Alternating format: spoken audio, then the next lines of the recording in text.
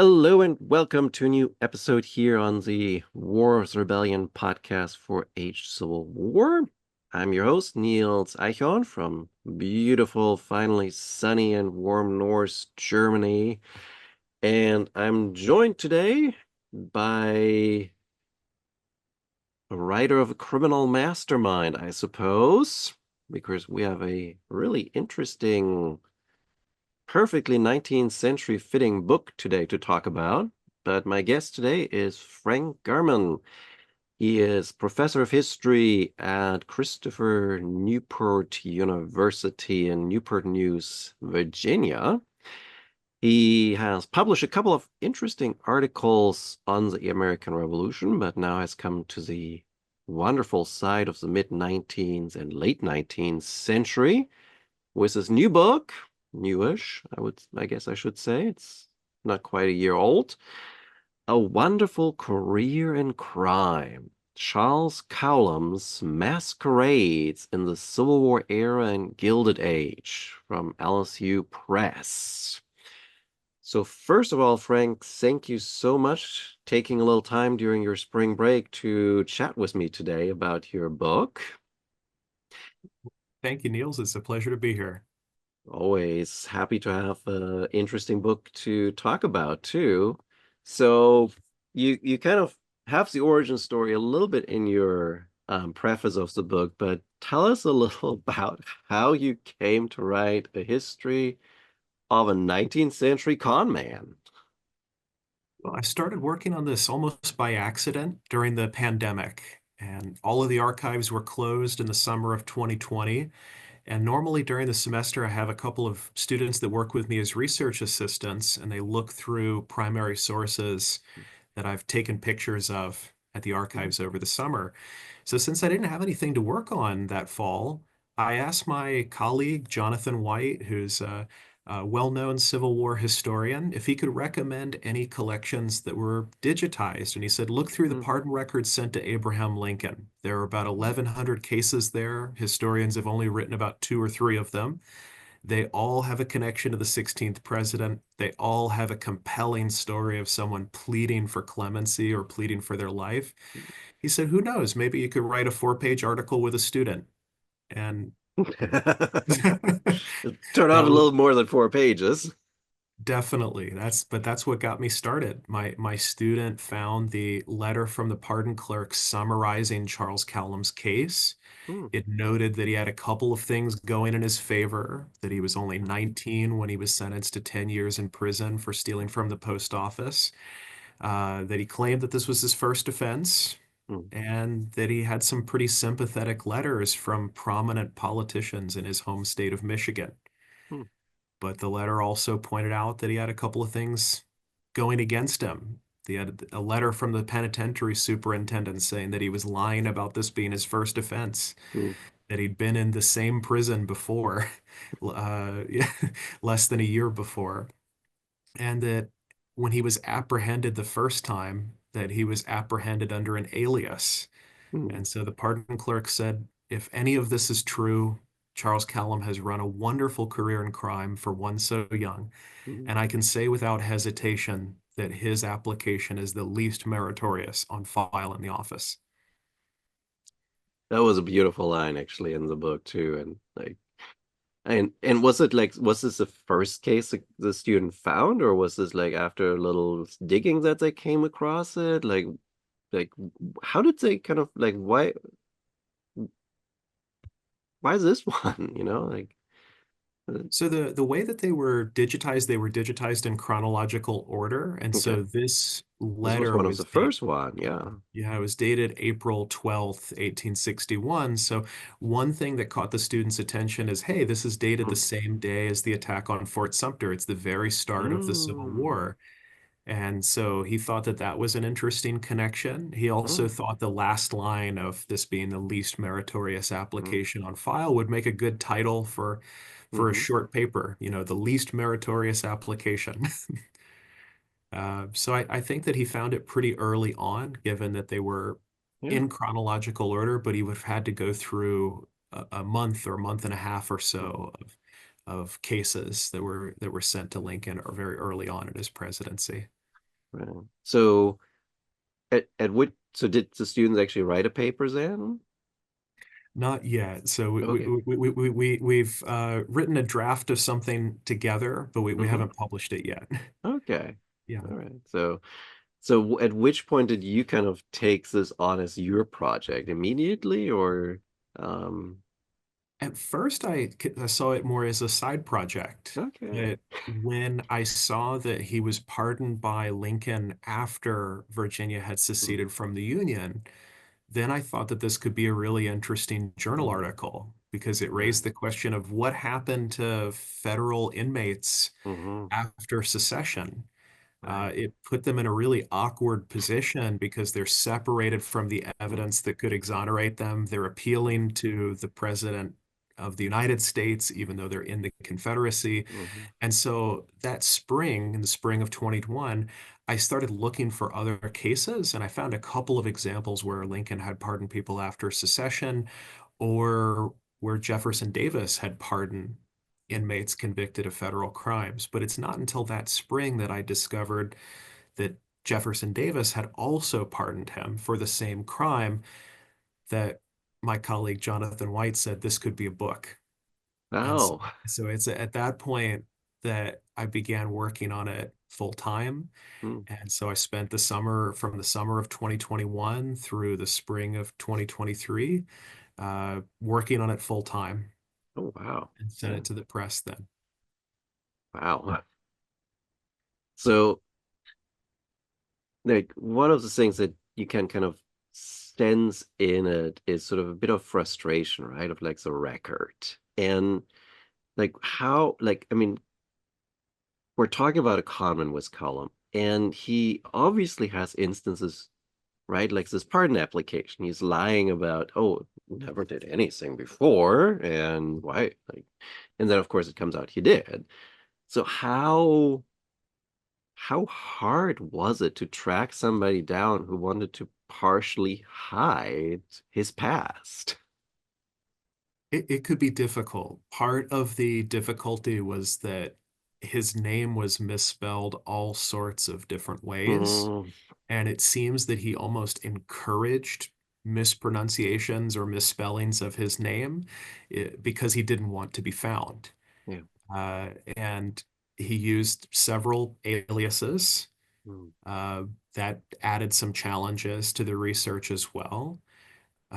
And it was difficult to verify if anything of what he said was true, mm, because typically in any letter that he sent, there'd usually be an element of truth there, but there'd usually be something very conspiratorial, over the top, dramatic, urgent, uh, some mm, emergency that he's describing, and mm, it was hard to verify in some cases if it was true. So, one of the mysteries in the book that took me a long time to solve was whether or not he actually worked as a detective investigating the Lincoln assassination. mm, He told people for 20 years after the fact that he had been a detective investigating Lincoln's murder. And it took a lot of digging, but I found the receipt in the National Archives where he was reimbursed and he was paid as a detective for 17 days service.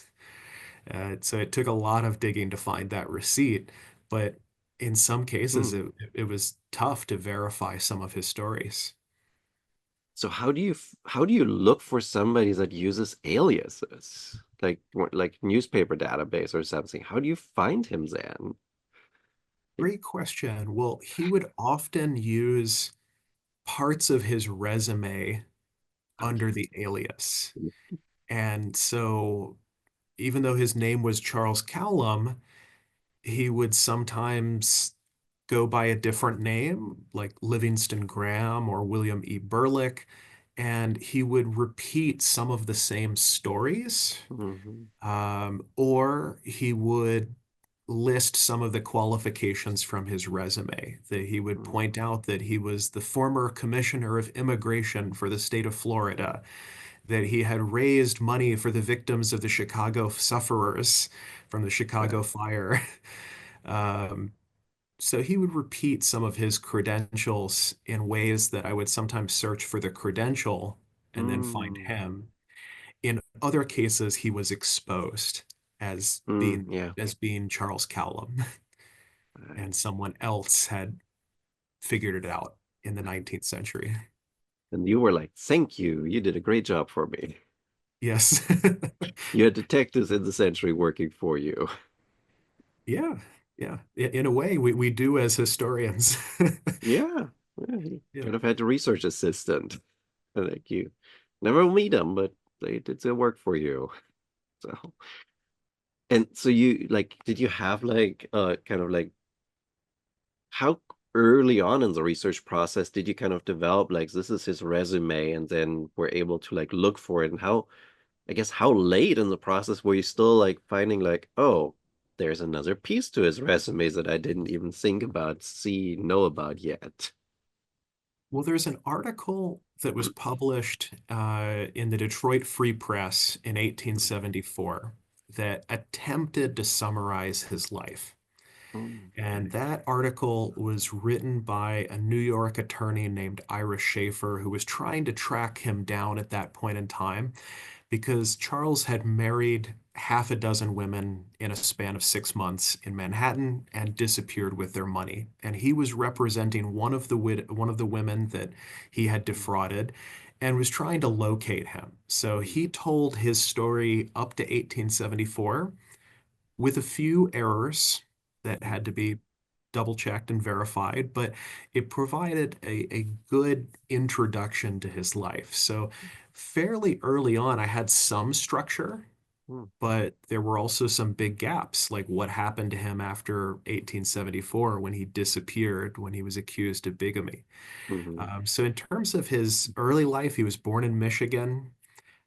He was arrested a couple of times early on. He mhm, started the Civil War in prison in Virginia for stealing from the post office, serving a 10-year sentence. And he received pardons from both Abraham Lincoln and Jefferson Davis during the Civil War.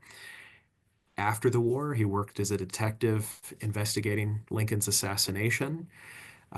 He had a brief stint in the Internal Revenue Service as a revenue detective. mhm, And he went to the United Kingdom where he worked as a detective there for the British government. So there was some structure from that 1874 mm, article, but there were also quite a few things that were either missing or not clear.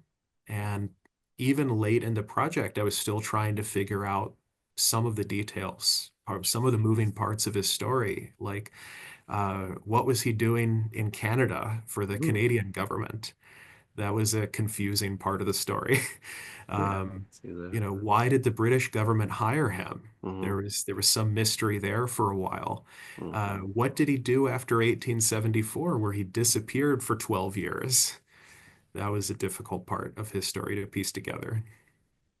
Yeah, and was there sometimes like you still have holes obviously in it that you weren't able to find. So what part of his life would you really love to get that Easter eggs that like unravels that last bit that you would have liked to see? Well, I'm sure that there are probably some sources from the late 1870s where he disappeared. Uh, he claimed to have gone to Guatemala to prospect for gold, and Mm, he claims that he befriended uh, the president of Guatemala at that point in time. Um, there are a couple of newspaper references that suggest that he did go to Guatemala under his assumed mm, name. And there are people who remember meeting him in mm, Latin America who record their mm, recollections in the newspaper in the 1880s after he was exposed under this particular alias. But I do wonder if there's anything more out there from his time in Central America. yeah. That would be really interesting to discover. Another missing piece is that I tried to track down descendants of Oh. his brother and Mhm. of one of his sisters. And one of the descendants that I corresponded with, her father was interested in genealogy, and she was kind enough to share his genealogical notes Mm, and correspondence with various relatives. And in the 1980s, he had corresponded with someone who knew Charles Cowlam's youngest sister who died in the 1940s. Mm, And she had her photo album, and she was a professional photographer who worked for the Treasury Department as a photographer mm, for nearly 40 years. And I would love to know what happened to that photo album because mm. there could be all sorts of things in that photo album, additional pictures of Charles, or Yeah, maybe some notes that um, would give us some insight into what he did later. yeah. Because and it's up in the actually in your corner, so that's trying to figure out where I need to point. It's your corners there. There will be the picture, the cover of your po book, but it's like you have the photo of a person there, and you say on the page where you actually use it, I think that it's a person fitting his description. Yes, that photograph is in the University of South Carolina archives, and it was in a collection of photographs that were of his first wife's family. And that photo was found alongside her Hmm. photograph. It's unidentified, but it matches his description. Hmm. And so that's why we use that for the cover of the book. I believe that it is a photo of him, Yeah, but because it's not labeled, yeah, can't prove say it. with Yeah, 100% certainty. yeah, but if it quacks like a duck, it might be a duck. Yes. So in this case, could And very well be. I do have a photograph of one of his younger sisters that's also included in the book. Mhm. And you can see the resemblance in the face, in the Mm. nose and the ears, Right. that it looks like a clear relation there. And in terms of the way that he was described, each of the times that he appeared in the Mm. newspaper, it matches his description very closely. Wow. Hopefully, now that your book's out, more some people will come forward and be like, "Hey, I have something that might be of interest." That would be really nice. I would love for that to occur. Have a friend who wrote about a different con artist, and later, after Hmm. publishing his research, had someone contact him where they found some additional papers from a later time period. And so it would be really cool to do a follow-up. And Yeah, second and edition. yes. Wow, that's cool. Yeah, that's amazing. Um, let me, yeah, we'll talk about his death later and sort of the uncertainty about that. So, I, one of the parts that I found really fascinating at the start of your book was sort of to think about how how do you do it? How do you become a con man during this period? And you really unraveled that really nicely in the book. Well, thank you. Yeah, I think that it would have been easier to disappear in the Yeah. 19th century because people were so transient. Hmm. And because the Civil War brought so much upheaval, there were so many people moving around, migrating to different parts of the country. And the way that they established connections Hmm. when they went to a new city is to tell a story of how they spent the war. And Charles Cowlam was very good at telling stories from the war. Not all of them were his own. I mean, he loved to tell a story about escaping from Libby prison with a broken leg in the middle of the night. He told a convincing story of warning uh, William Seward the night before President Lincoln's murder. Uh, he really drew people in with the stories that he told, and they sounded convincing to the people who heard them. Yeah. Which in part is sort of like your challenge, right? How do you separate fact from fiction? Yes. Well, in the case of Livy Prison, he was never there, but he was in Castle Thunder, where he Hmm. probably heard in Richmond. So he probably heard from other inmates of prison escapes Hmm. taking place in the city. Now, the reason that I know that he didn't escape in the middle of the night with a broken leg is that his stay in Castle Thunder was short-lived. He was conscripted into the Confederate Army, and then he deserted. So it would have been very difficult for him to have walked all the way from Richmond to Norfolk, where he crossed the Union lines with a broken leg. Well, but before that, you also have that situation where he fakes the papers to go to Mobile to serve in, what was it, Quartermaster Corps? Yes, after yeah, I should take a step back. So after he was pardoned by Jefferson Davis, and I should say he changes his story when he appeals to Jefferson Davis. When he presented his application to Lincoln, he presented himself as the youthful offender who was only Hmm, 19 when he committed his first offense.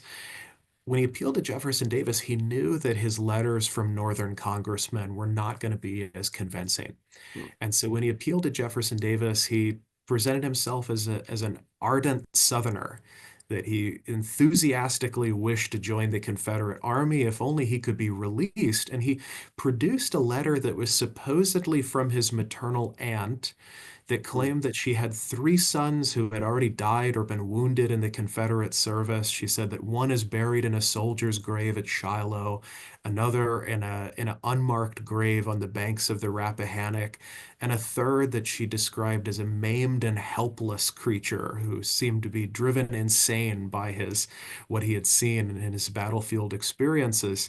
And her only regret was that she didn't have a fourth son to give for Southern independence, and she hoped that Charles Cowlam would fulfill that need.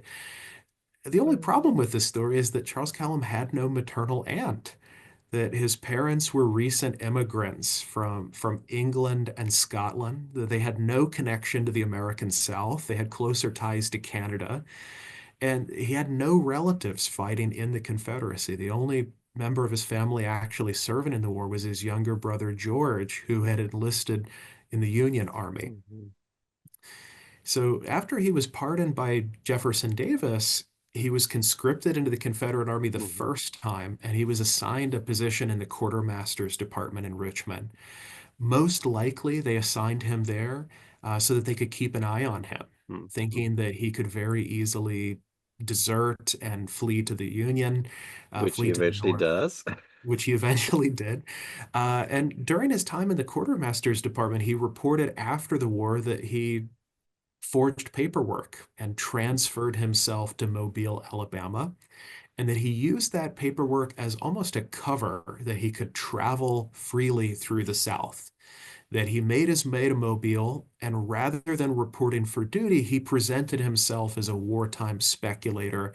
And as he said after the war, he says, I spent the war years speculating in bacon, brandy, and whiskey. So he had a grand old time in Mobile until the Battle of Mobile Bay, at Hmm. which point he left the city, made his way back to Richmond, and was arrested on the outskirts of the city for pretending to be a Confederate captain and for stealing. And that's how he ended up in Castle Thunder.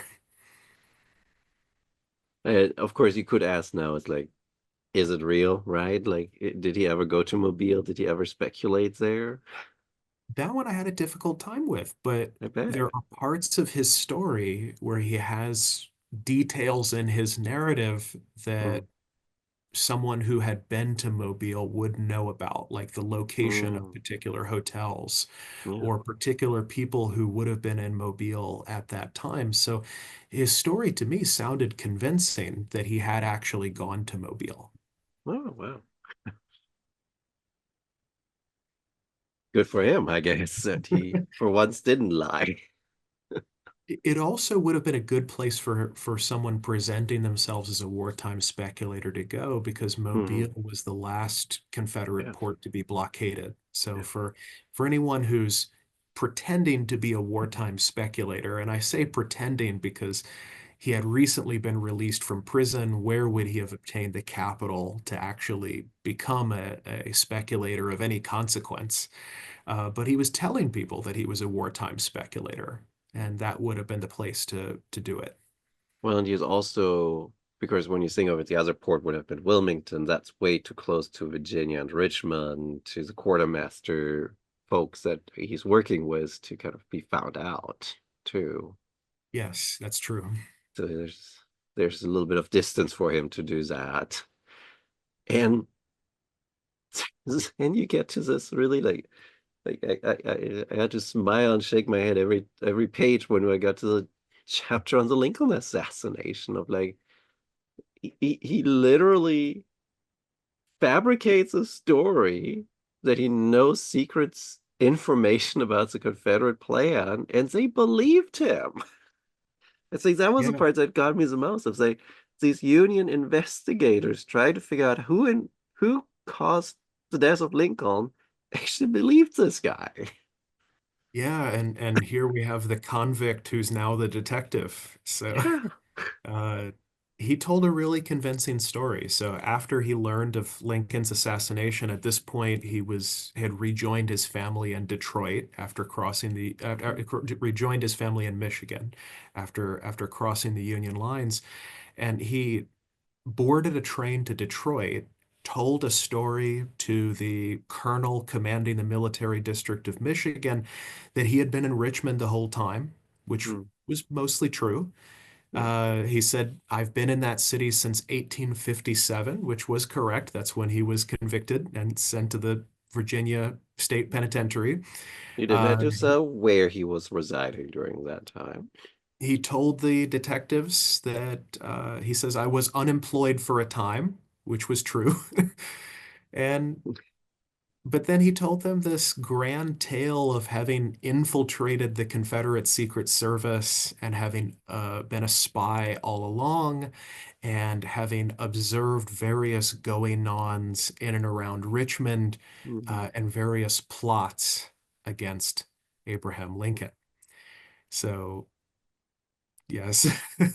He told a tall tale there, and they believed it, and Yeah. they hired him as a detective. His contributions to the investigation were pretty ancillary. Mhm. He visited a brothel at one point and reported to his supervisors uh, uh, his uh, interactions with some of the women that he met there and their Confederate sympathies. Okay. Yes. It's almost like more detail than you needed to know, I guess. Well, makes you wonder what he did in that place. Yes. Um, wow. But it just struck me, right? Of like how how how gullible these guys were.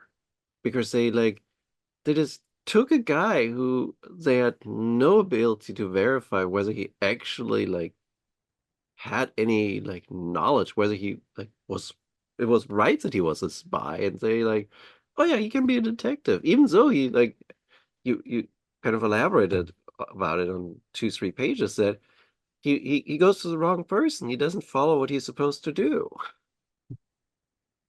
Yeah, and yet they hire him anyway. And they found his testimony so convincing that when they turned the case over to uh, uh, to the Provost Marshal General, who Hmm. was supervising the investigation, uh, they included some uh, some ciphers and a note that Charles Cowlam could break those ciphers because he had seen similar ones in Richmond. And so they saw him as completely convincing.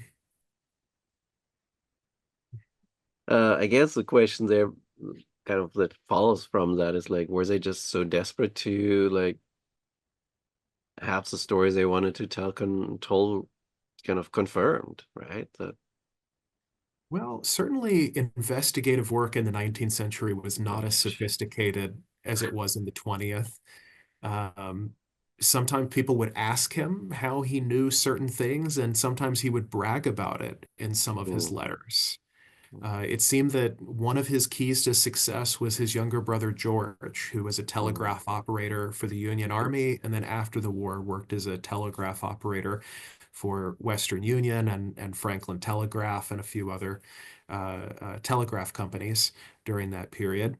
And it seems that his brother George would sometimes help him get Mhm. access to information that he might not otherwise have access to. It seemed that he befriended telegraph operators in other cities, and that would be a key source for privileged information. So that's both how a con artist would operate to be able to Mhm. get some inside knowledge and how a shrewd detective would operate in that Mhm. time period. And so there's a lot of overlap between those two worlds.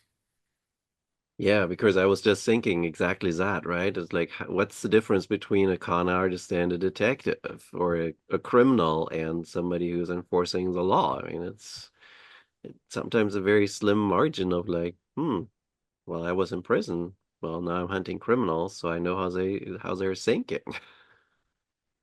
Yeah, this came up during his time in the Internal Revenue Department Hmm. after the war. He worked in the district that covered Georgia and Florida, and he was based primarily in Savannah. He uncovered a whiskey smuggling ring that implicated a U.S. attorney and a U.S. marshal. Uh, he helped to exonerate an African American minister who was falsely accused of counterfeiting, but at the same time, his old habits uh, came back, and he also developed a habit for extortion and blackmail, of shaking down those that had violated the revenue laws and saying that if they paid him enough money that he could make the case go away.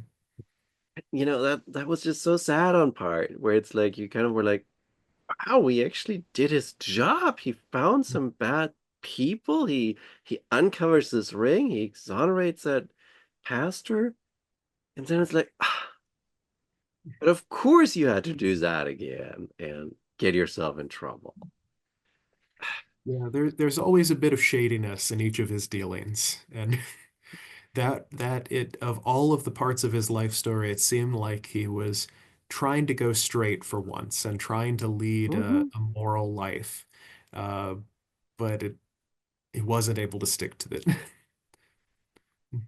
Well, I guess maybe in his mind he was doing something positive, but yeah, no, it's obviously not the case there.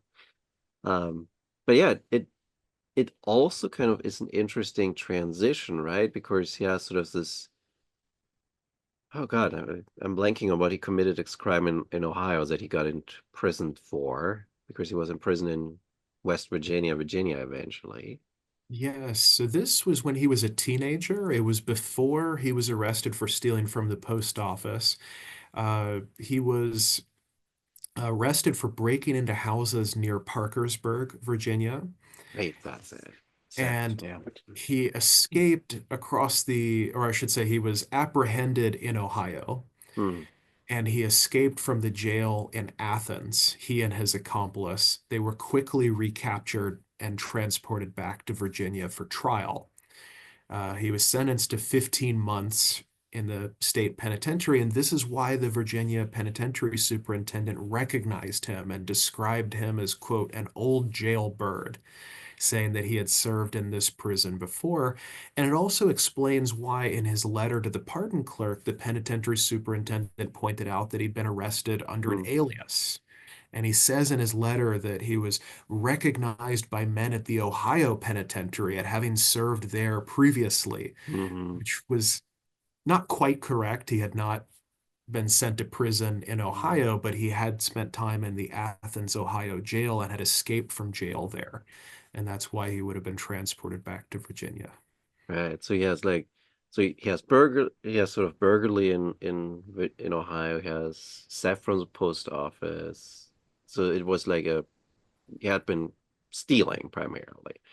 Then he becomes a detective, or like speculator. We can dismiss that. Like he becomes a detective, and he upgrades. Right. It's sort of a like upgrade. We're done with petty crime. We're going to go to the extortion level now. Well, I say that he wasn't completely done with petty crime. He was arrested at least 5 times in the course of his life. So his first arrest was in his hometown for larceny. So again, theft. His second arrest is breaking into houses near Yeah. Parkersburg, West Virginia. Third arrest, stealing from the post office, first federal crime. Right. And fourth, picked up outside of Richmond for impersonating a Confederate captain Hmm. and for stealing. And then later, in the 1880s, again arrested in Ohio, this time for disorderly conduct. So Uh, Oh, so still not completely done with the petty crime later in life, but yeah, but it seems like he's sort of building up to like higher and higher and bigger like crimes, sort of. definitely, yeah. I mean, the stealing from the post office was a major crime. Hmm. Uh, and then yeah, later when he was committing serial bigamy in New York, that was a major crime as well. At the same time, when he was in New York, he was also running a fake secret society that he had started. Yeah, we have So, to talk about that. yeah, his frauds got larger as time went on. Yeah, it seems like ooh, it worked last time on the small scale. Let's do it bigger and bigger and bigger and see how far you can push it almost. Like, almost like Definitely. a child, right? Of like, ooh, I got away with one cookie from the cookie jar. Let me see if I can now steal the ice cream from the fridge, and then I'm gonna get the entire chocolate bar next time. His stories took on that quality too. So sometimes he would tell one version of the story and then later in life Mm. tell a more elaborate version. Jeez. Yeah. Well, yeah, you need to make yourself look good. It's part of the con. Yes. But we kind of got a little off track here because we kind of overlooked what I find, of course, very interesting because he encounters some guys in Chicago, overhears some stuff, and then tells the Canadians, "Oh, I heard these plots about the Fenians trying to invade Canada." Yes, so shortly after the Civil War ended, there were a series of incidents that took place in Canada where a Irish nationalist group called the Fenian Brotherhood launched a couple of incursions into Canada. And their goal was to almost hold Canada hostage to try to convince the British to release Ireland. And that was their big picture strategy. Mhm. But in 1868, a prominent Canadian politician named Thomas D'Arcy McGee was assassinated in Ottawa. And in the aftermath of this assassination, the Canadian government was looking for Fenians who they believed had committed this murder. And so Charles Cowlam began sending letters to the Canadian Prime Minister, John Macdonald, indicating that he had overheard conversations at the Kalamazoo, Michigan train station Mhm. that he believed were some of the conspirators involved in that assassination. And the Canadian government found these letters so convincing that the head of the Canadian Intelligence Services, Sir Gilbert McMicken, went to Kalamazoo and met personally with Charles Cowlam for a couple of days trying to discover what other information he had to determine whether or not they should hire him, and perhaps going to the train station to look for Fenians. But it seems that he ran the Canadian government on a wild goose chase because with each of his letters, in order to try to convince them to hire him, he pointed to more and more elaborate conspiracies, and Yeah, none of these conspiracies materialized. yeah, it felt like he was almost like desperate for attention, right? Or like again, sort of as a child, right? Like you don't respond the first time they're jumping on you, then they jump on your face, and it's like they just he seemed like desperate to come back. I want to talk to you. Yes, in one of his letters to Sir Gilbert McMicken, the head of the Canadian Intelligence Services during that period, he says, I have not heard from you since our last meeting, but I have heard of you because I have seen people watching you. And, sort of suggests that nothing that he sends through the mail is safe Hmm. and that his correspondence and his person are being watched and that the Fenians are after him in some way. So yeah, he really spins an elaborate tale over these series of letters. Well, I felt that really got to the heart of sort of your larger piece of thinking in terms of like like if the Canadians actually had checked this guy out, right? Checked his credentials a little bit more, or even the US with regard to the investigation of Lincoln's assassination had checked this guy out more, it would have been like, yeah, never mind. But because you didn't, you don't have that capability yet. You fall for the. Yeah, there were no background checks in the 19th century. People people were evaluated based on the stories that they told and the connections that they had. And another factor that led to his success is that Callum was very good at befriending prominent people and Mm-hmm. carrying with him letters of recommendation from those individuals.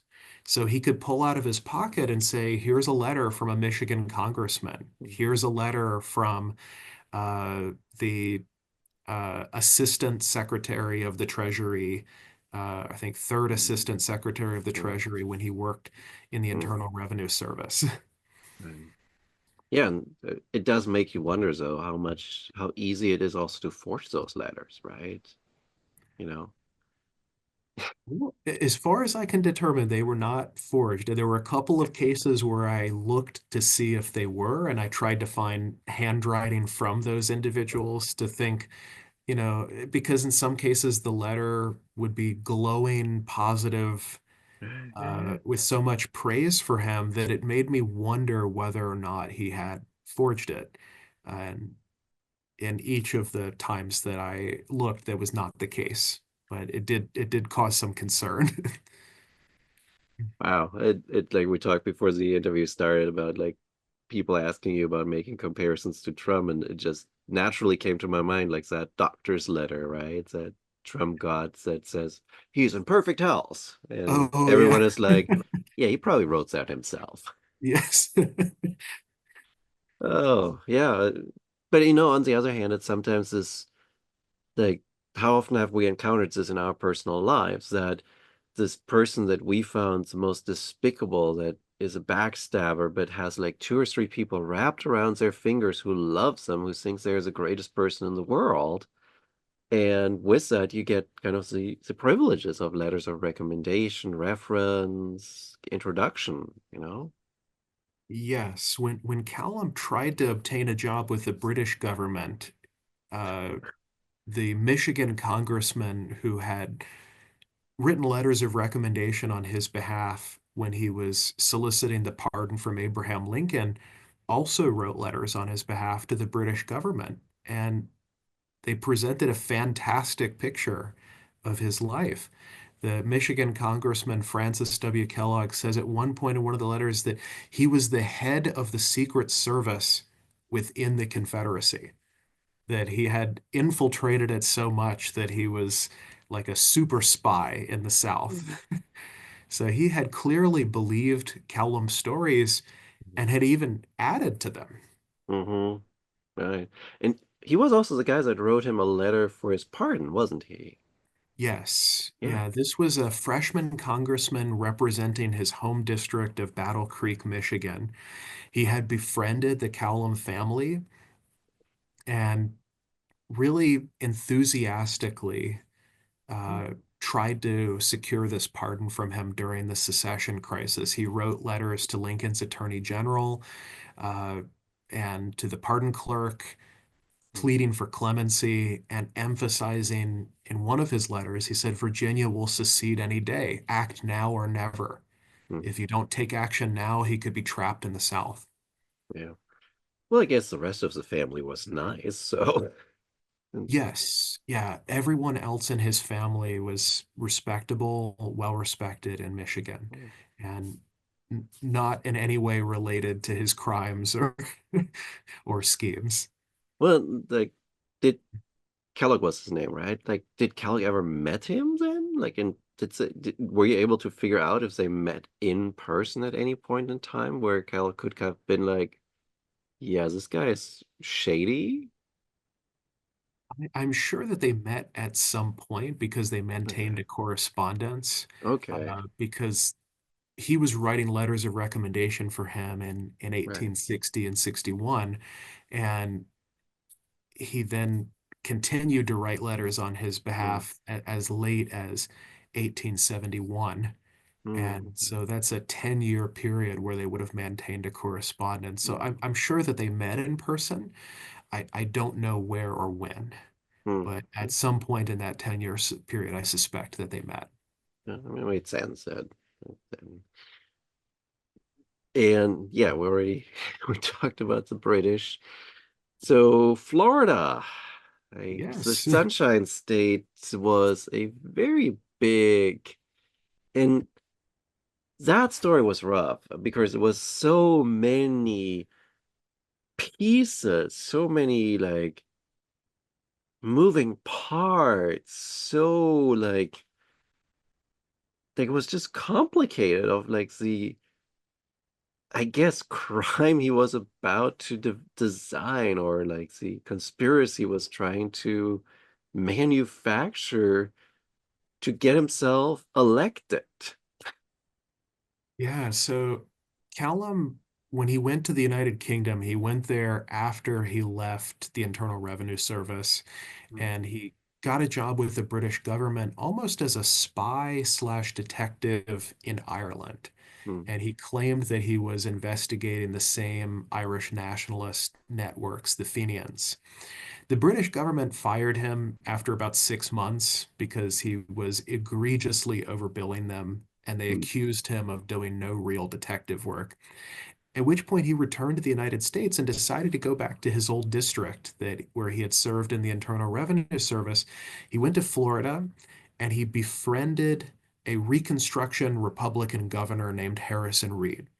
And the mhm, two of them concocted a scheme to try to interfere in the 1872 election mm, in Florida. Reed realized that he had no chances of being reelected as a mhm, Republican.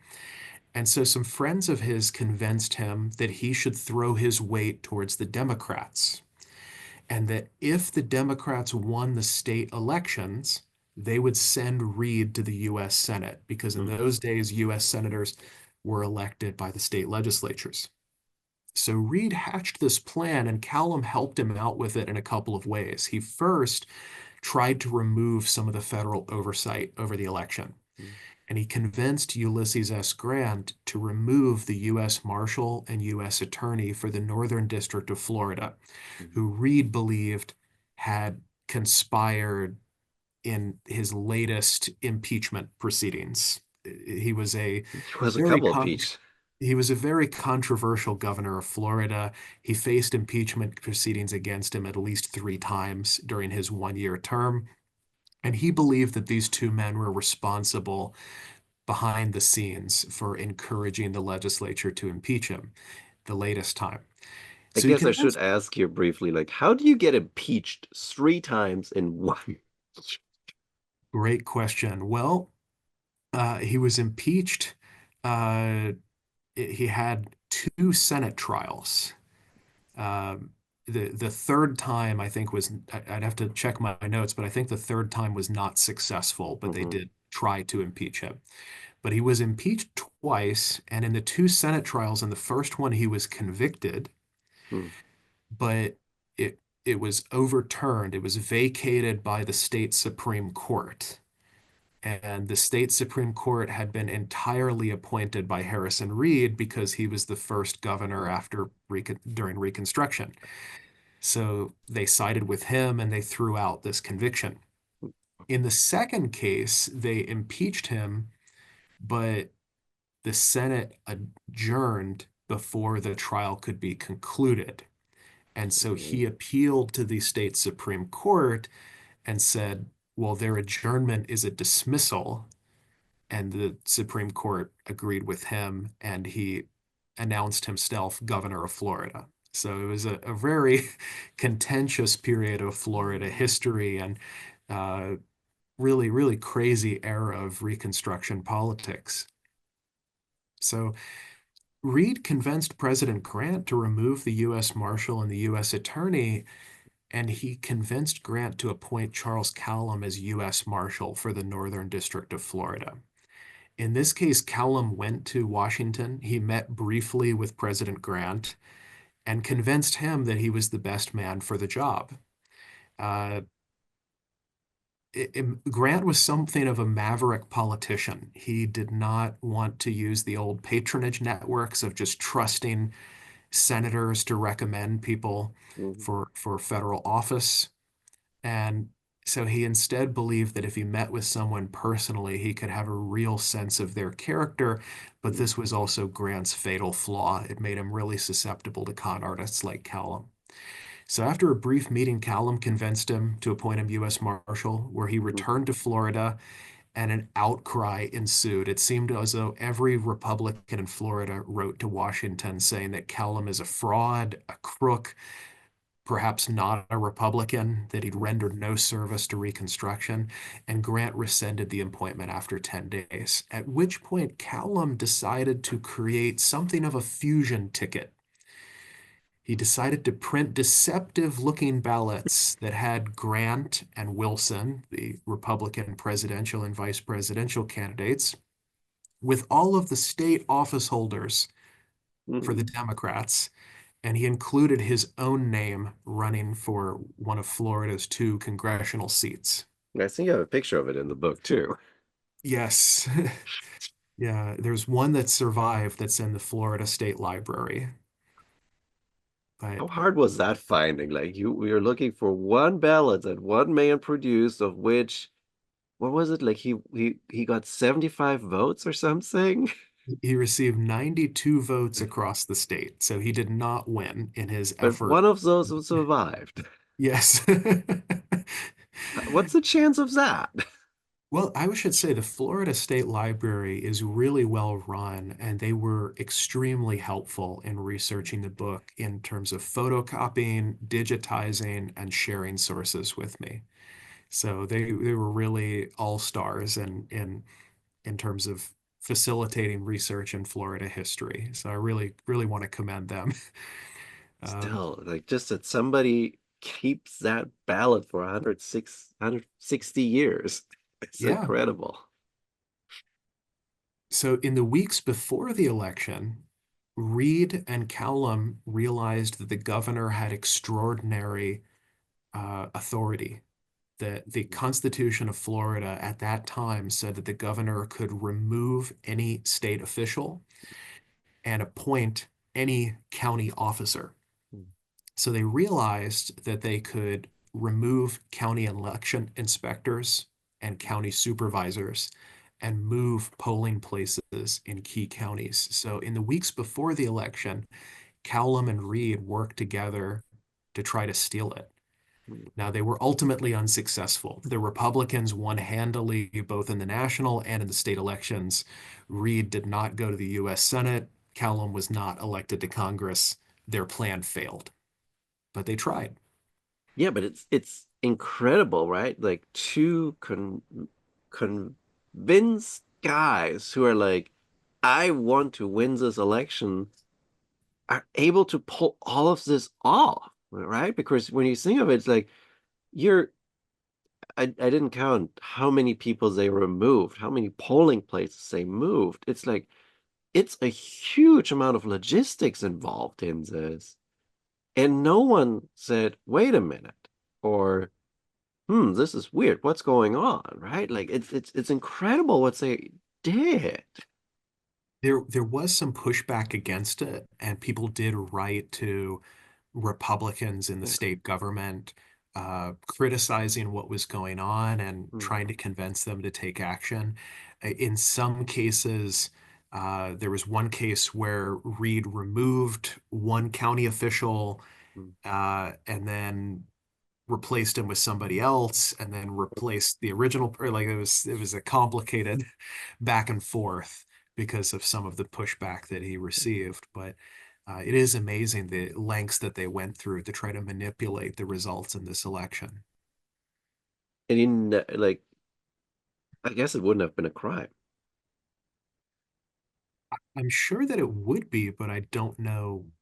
I'm not an attorney, so I don't know. Well, I mean, I guess they never got charged with anything. So No, no, they weren't.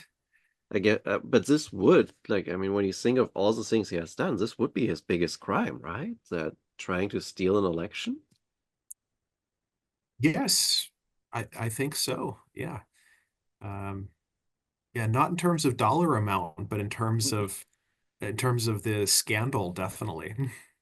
Well, the size of it, right? I mean, you could have Yeah.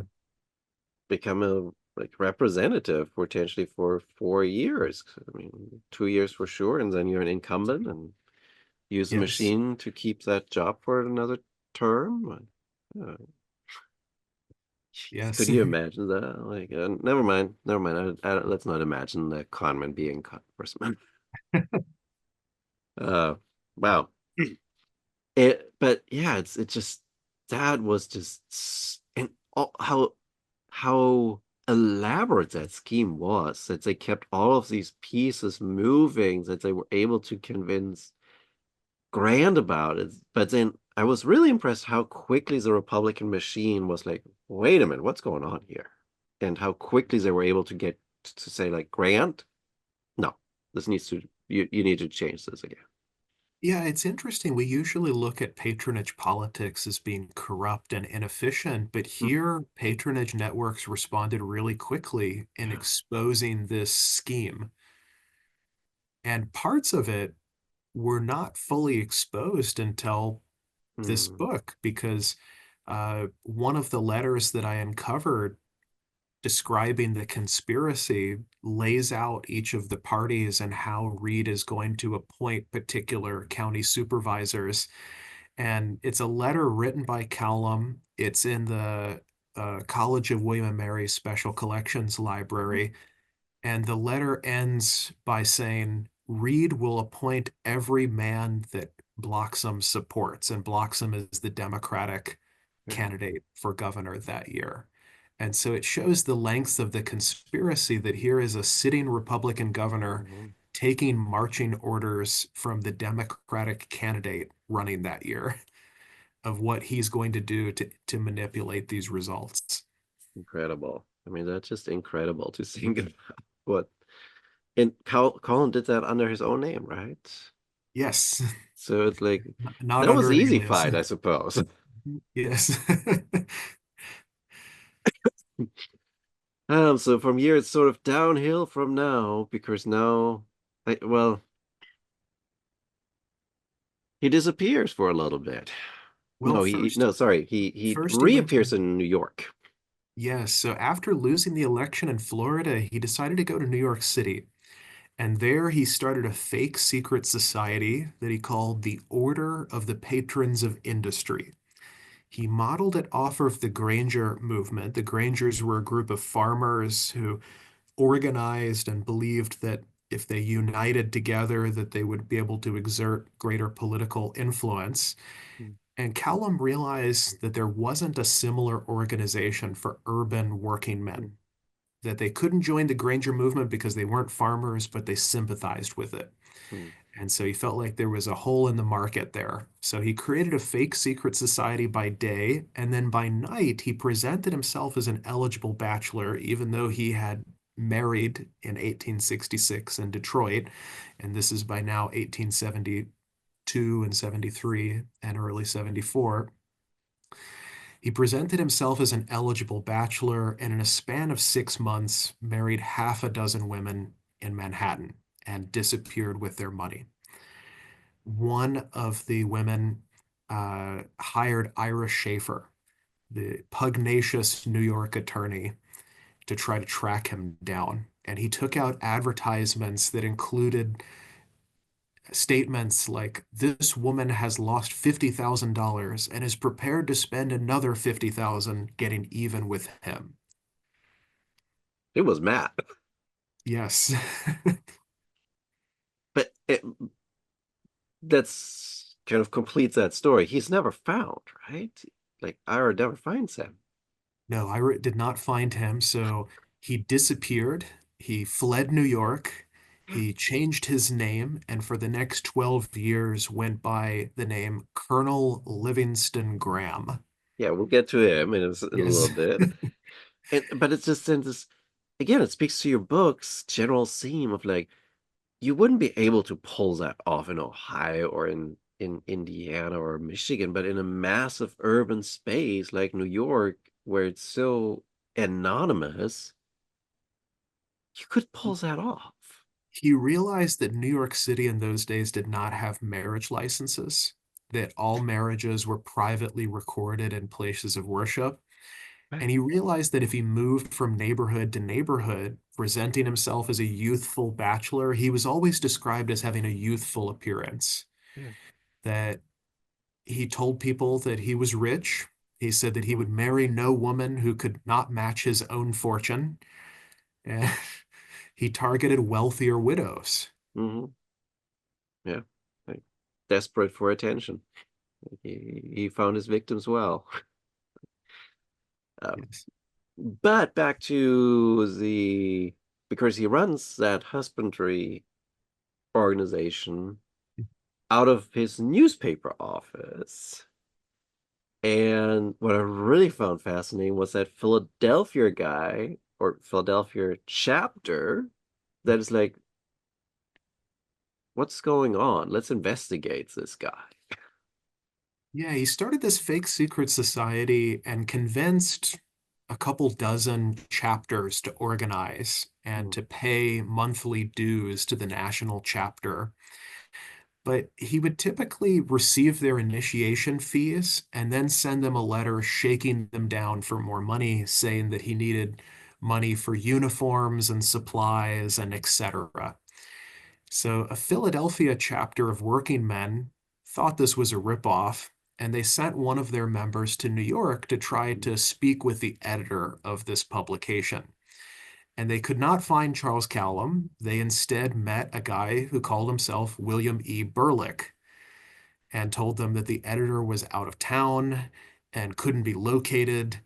Uh, and Just missed him. sent, I think gave, was one of them too. gave this guy the runaround. So they sent a New York reporter from the New York Daily Graphic who investigated the newspaper and discovered that this secret society thing was all a swindle. Hmm. So you think the guy that like because you had him like what he was in the office that the guy from Philadelphia was in the office for like an hour and then he left and then he was back for a little while. So you saying it was Cowland that he actually was It was talking with? it was Cowlam the whole time because at one point in the conversation, the New York Daily Graphic reports the whole story. Hmm. He says something that gives it away that William E. Burlick is Charles Cowlam. He Hmm. mentions at one point that he has walked every square mile of Georgia and Florida, and no one knows that territory better than Hmm. him. And that was the same Hmm. district that Charles Cowlam had Right. worked in the Internal Revenue Service, and he had just come from Florida. Right. Yeah, no. And but it's when you think of it, it's the audacity too, right? Of like I'm just gonna assume in the moment a fake name because any person I guess that walks through the door, I'm gonna assume is mad at me and I'm gonna fake it. Yes. Yeah, he was running this fake secret society newspaper scheme out of an office building that was struggling to attain tenants. And from the description, it sounds like this was the only occupied office of this floor, that all of the other doors were for rent. And he's got to figure that anybody who's spending the effort to track him down is not pleased. Yeah, yeah, no, no kidding, right? It's, That like I guess like, considering the women, the chapters he is taking money from, like there's a lot of people that don't like him. Whew. And so how do we know how many women he actually married? Did you track down like the marriage registers from these churches or so this sort was of this was one of the most difficult parts to research because none of the women were identified by name in the newspaper. right? So you mentioned that. Yeah, so either because they didn't want to be named out of shame or embarrassment, or because of newspaper conventions at that time that didn't always Mm, report women's names sure. in the newspaper. But none of them were identified. And Mm, so I tried searching for marriage records uh, under Charles Cowlam's name because when he was exposed for being a serial bigamist, they used his name, which suggests that he was not using an alias in marrying each of these women. And That is kind of stupid. so I didn't locate any marriage records Hmm. uh, from any of the potential sources during this period. But part of the difficulty is that there's simply so many marriage records from New York City Right. during this time period. Yeah. In the 6 month span, it's in the tens of thousands. And so I did as thorough search as I possibly could, Right. but wasn't able to find any of these women's names. So, in terms of the number, one newspaper source suggests half a dozen in a span of six Hmm. months. There could be more. Just crossed my mind. Did he ever appear in the census? Yes, he appeared in the census in 1850 when he would have been 12 years old, Okay, well, and kid. in 1870, shortly Okay. before he left for the UK. He was living with his Okay. brother George in Washington, D.C. But Wow. those are the only two times that he appears in the census. He wasn't in 1860. I guess He's in prison. they didn't record inmates, I guess, in the Virginia Penitentiary that year. And then in the 1880 census, he was living under the name Livingston Graham and Right. does not appear anywhere. Right. Which takes us to Livingston Graham Yes. because he like that again. Like there were so many questions that opened up, and it was so fascinating because he like I was taken back to Adam Dombey's book of like these guys in the Confederacy in North Carolina who fake, oh, I'm a unionist, oh, I'm a Confederate, oh, I'm both, oh, whatever do I need to be to get money. And he felt exactly like those guys that just swindle their way into pensions and, like in this case, a veterans home spot. Yes. Yeah, he was a career opportunist and grifter. He interestingly didn't apply for a pension, and I wondered about On that what? for a while because that would have been the most lucrative thing that he could have Yeah. obtained in pretending to be a Union veteran during this time. But the reason that he didn't apply for a pension in the 1870s or 1880s is at that point in time, he would have needed to prove a wartime injury. And it would Mm-hmm. have been difficult to fabricate proof that he Mm-hmm. was injured during Yeah, the and they Civil were, War in fighting I, for the Union when he hadn't fought for the Union. yeah, it was very hard. The U.S. Veteran Services were extremely diligent about that kind of stuff, more so than maybe you It would should have tried in Virginia to get a Confederate one. it would have been easier later in the Yeah. 1890s or in the early 20th century because it would have been harder for anyone to verify his stories. Mm-hmm. But Yeah. in the 1870s and There's so 1880s, many obtaining a veterans. pension would have been quite difficult. So instead, as you pointed out, he tried to check into a soldier's home in 1886, pretending to be a Union colonel, claiming that he suffered from dementia. The newspapers described him as appearing to be about 40 years of age. He would have been 48 and suffering from dementia and having the initials CC tattooed on his forearm. He claimed that he had been a colonel for the Union Army for 4 years, but couldn't remember where he had fought or who he had fought with. But he And remembered that CC stood for Charles Cowlam, yes, which that is kind of later like, come out as a what? result of the investigation. And then they investigate, and that's the fun part, right? They're like searching. Let's see if this story, the bits and pieces that he seems to remember, check out.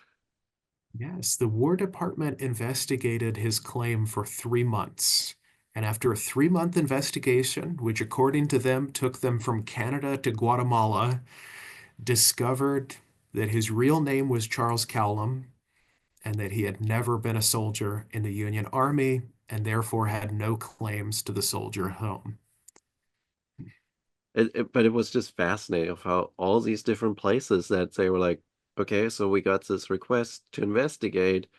Oh, he says he worked for the Secret Service, so let's send it over there. And they're like, nope, goes to another. And it just again, just like when the was Lincoln administration, how serious he is taken in this. Like, Yes. Well, they were very thorough, yeah, and investigating each of the different agencies. Well, maybe he was in the quartermaster's department. Maybe he was a spy. Maybe he was a civilian working for the army. They investigated all of the possible routes before discovering that yeah. his real name was Charles Cowlam. I guess in part you're kind of like, was he too ambitious in this scheme that he got found out? Well, I think that it worked out for him for a time Yeah, because that's true. temporarily he was able to stay in the soldier's home Yeah. uh, on a temporary basis. So at this point, by 1886, he had been on the run for 12 years. He had presumably Mm, spent through all of the money he'd stolen in New York. right. And it seemed by this point in time that he was destitute. And Mm, one of the reasons why he applied to the soldier's home rather than a pension is that to get into the soldier's home in those days, one only needed to establish that they had served in the Union Army and that they couldn't take care of themselves anymore. right. So being homeless and having dementia would satisfy that. Yeah, yeah. And like, of course, then it gets found out that you didn't serve. Yes, yes. That was a little kink in this his plan there.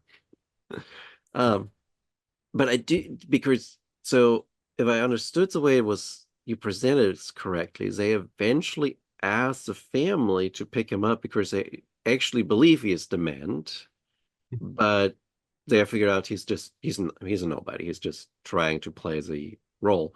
So I kind of like, this sort of moment that you wish you had, this moment where his brother picks him up, and it's like, was he demand? Was he not demand? Like you go Well, home and it's like, oh yeah, I'm totally fine. I just played this. Like the conversation that happened in that moment, you would love to see. I don't believe that he had dementia. Both I'm not a physician, but I it seems unusual for someone who's 48 to be suffering from dementia. And then also the stories that he told the detectives in the War Department were the same stories that he'd been telling about his wartime Hmm. experiences for the past 20 years. And The for worst. so it didn't show any diminished capacity there. He has still had the same capacity for storytelling. And so when his brother picked him up and returned with him to where he was currently living at the time, Madison, Indiana, the trace goes cold. It's not clear what happened to him after 1886. And this is Hmm. perhaps the greatest mystery and why there might be a sequel at some point if I discover what happened to him after 1886. But he simply disappeared. He never showed up in any of the city directories in Madison, Indiana. His Hmm. first wife, Mary Ives Cowlam, who lived the rest of her life in Detroit, she began recording herself in the city directory as the widow of Charles after Hmm. 1892. So she may have received some news of his death. At that point in time, remember, he was 48 in the soldier's home. So by 1892, he'd be about 6 years older. He That's was still described young. he was described as a heavy smoker. His brother George only lived to be 56, so he may have died. He gave everyone the indication that he didn't have long for this world, and some people described him as suffering from perhaps of a respiratory ailment, perhaps owing to his years in prison. I was Uh, just gonna say, like, I mean, prisons at that time were pretty horrific places to be in, and he spent a number of years in prisons early in his life that could have had an impact on various parts of his body. But he may have changed his name. He may have continued the same schemes under an alias. If he did a really good job of it Yeah. because I have tried searching for other misspellings of his name. Some of his aliases were based on misspellings. Hmm. I have tried every possible spelling of Charles Cowlam. I have looked for any other sources where people are telling the same sorts of stories, like escaping from Libby prison with a broken leg, of meeting John Brown, the Hmm. abolitionist, of any of his other tall tales of working as a detective for the Hmm. Lincoln assassination and etc. And if he did adopt a new alias, he made a clean break.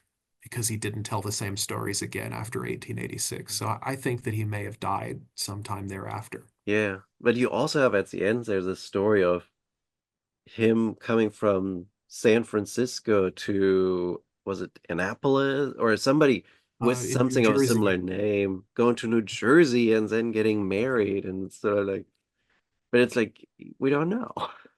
Yeah, there are lots of stories in the newspaper that are tough to verify. So there's a Charles Cowlane, which was an alias that he had used in New York. A Charles Cowlane that's mentioned in a newspaper article in the 1890s of a couple that goes from San Francisco, a place where Charles Cowlam had spent time, goes all the way on a transcontinental train journey to New Jersey, of all places, to get married in the last municipality in the country that does not require marriage licenses. They get married and then return the next day, like leaving on the same train back to San Francisco. It's such a suspicious looking story. Why would someone travel across the country to the last place that did not require marriage licenses only to return the next day? It looks shockingly suspicious. But Mhm. with that It fits short the new MO. with that short newspaper snippet, there's not enough information to confirm anything. Yeah, no, it's incredible. Um, so wrapping up here slowly. So when we look at, it's obviously a fascinating life, but when we look at it, what does it what does it most to you say about sort of the Civil War reconstruction and Gilded Age period? What is it that readers should really get from this that like says this is a story of this period? Well, it tells us a lot about verifying information during this Hmm. period. The way that people uh, could verify someone's story or credentials tells us a lot about the upheaval of the war. Hmm. And it tells us about the ways that people could change identities Hmm. almost during this period, how Yeah. fluid they were during that period, where Hmm. someone could move between aliases, move between cities, and change the way that they presented themselves overnight. So uh, it's a very American story to be able to adopt so many identities. Well, you usually like, it's like the Western movie. You think of that as a Western thing, but it's he is doing it in this in the most American urbanized spaces, New York and Ohio and Florida and like the East Coast, like some densely populated spaces. Yes, for him, the bigger the city, the better, and Yeah. the more turnover and turbulence, the better. Hmm. One of the reasons why he was so successful for a time in Florida is that Florida was becoming a tourist destination, and the population of Jacksonville and Tallahassee during that period exploded with summertime visitors Hmm. and with Northerners Yeah. participating in Reconstruction. So part of the reason he was so successful is that there were so many people like him in Florida Hmm. at that same point in time, people who had come from the north to the south after the war Yeah. and blended in. Still, that was just such a fascinating story. Like I hope a lot of people get your book and kind of make it part of a lecture because it's just so beautiful material to lecture, right? I always when I thought about in the past when I taught US history and I was like, oh, what stories, what kind of material can you use for lectures? Those books like that were always the ones that I always gravitated to because they give you the ability to talk about these different places through the lens of a person and this where students are just they get fascinated by that stuff. Well, thank you. Yes. Yeah, it was a really fun book to write, and it's a really fascinating, almost an adventure story. Yeah, yeah, yeah. It's sort of and the bits and pieces. It's sort of the detective stories that you're putting yourself into as well as sort of the writer. Like we can't know, and we don't know. We he disappears. All like. Um, the way it's worded in passages, it's really nice.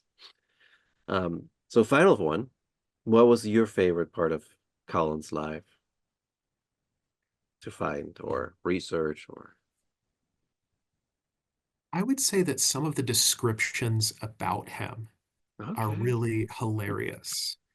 So people will sometimes write a letter to somebody else, and either they believe his story or they don't believe it, or they're skeptical. And some of those little anecdotes are so funny. Like there's a letter from a U.S. senator from Florida who writes to the secretary of the Republican National Committee, and he writes to him and says, yeah, there's this guy named Charles Cowlam here, and he says he works for the Secret Service, and that's all well and good. Uh, but he says he's meddling in our state politics here, and I wonder why you sent him. And if you ask me, I think that he's more of a fool than a detective. So it's interesting in that short letter that he accepts without any skepticism that he works for the Secret Service and that he's Right. been sent from Washington for some purpose. He questions why he was sent and then skeptically says, he's not much of a detective. I think he's more of a fool. Yeah, he was So, on it. He was yeah, yeah. I guess once you it got harder and harder to kind of see through his lies, but also easier and easier at times because he had created so many webs of lies to get yeah, stuck it's in. it's difficult for someone who tells a lot of things that are not true to keep their stories right. And so Hmm. one of the tactics that he adopted is you keep telling the same stories Right. with slight variations of them. And that was one thing that made it easier to track him down because he liked to Hmm. tell particular stories to everyone that he met. Yeah. Well, it was fascinating. So, but at this stage, I think we have really covered your book in great detail. But there's so much more detail in it that we haven't had a chance to look at and talk about. So it is definitely worth getting a copy of it, I would say, and reading this fascinating crime story. So it's just for reference here, if you want to get it. It's A Wonderful Career in Crime, Charles Cowlam's Masquerades in the Civil War Era and Gilded Age from LSU Press. Um, so thank you so much for taking the time here away from your spring break, Frank, to talk about this incredible figure you found and your student found. Thank you for having me. It's been a pleasure.